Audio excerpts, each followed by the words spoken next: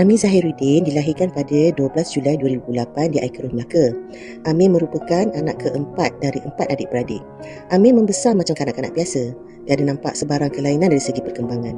Cuma saya perasan Amin ni agak lambat bercakap berbanding dengan adik-beradik lain. Saya perasan masalah pertuturan Amin ni semakin ketara bila dihantar ke tadika pada usia 4 tahun. Guru tadika juga menasihatkan saya agar membawa Amin menjumpa pakar.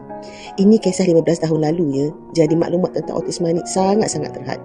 Saya cuba Google untuk mencari maklumat terutamanya sistem sokongan di Malaysia.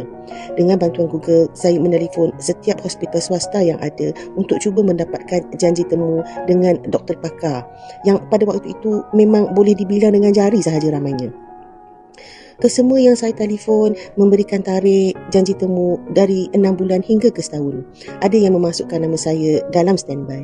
Entah macam mana, mungkin rezeki saya, ada sebuah operator di sebuah hospital tersalah transfer panggilan telefon saya ke departmen yang kurang tepat.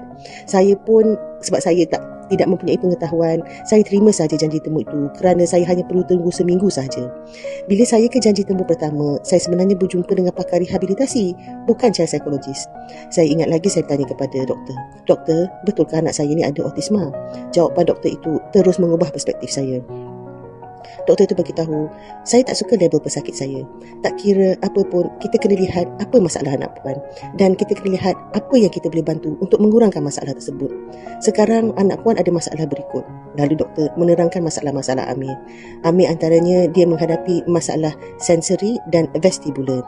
Doktor juga menerangkan cara-cara untuk mengatasi masalah-masalah tersebut iaitu dengan terapi cara kerja, OT dan speech therapist, ST. Saya tidak pernah beritahu anak saya ada autisma. Saya tidak label anak saya begitu. Saya cuma nampak anak saya ada masalah dan perlu dibantu. Jujurnya anak saya baru faham dia ada autisma bila dia boleh belajar di college. Itu pun bukan saya yang bagi tahu, tapi kawan-kawan college dia. Dari sini dapat kita lihat bahawa kesedaran tentang autisma makin meningkat, tak seperti 15 tahun dulu.